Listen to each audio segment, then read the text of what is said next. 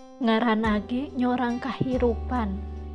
Lamun urang loba nu mika deudeuh, moal anggang jeung nu mika geuleuh.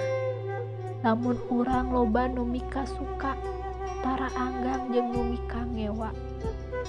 Urang mah tong boga pikiran kumaha. Nu penting mah urang teu boga rasa goreng ka sasaha. Aya nu mika nyaah, nya alhamdulillah. Cenah aya nu mika ngewa, keun bae da eukeurna. Tong boroning urang jalma biasa. Kanjeng Nabi anu mulya teu saeutik anu mika ngewa. Ulah dilayanan, engke ge bakal eraeun sorangan. Jadi jelema mah ulah sok indit bari nyiduh, bisi labuh, engkena bakal aya pangabutuh.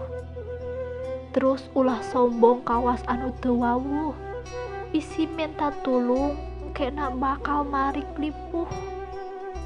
Sok diajar ngoreksi diri sorangan, da ngoreksi diri batur mah teu butuh diajar.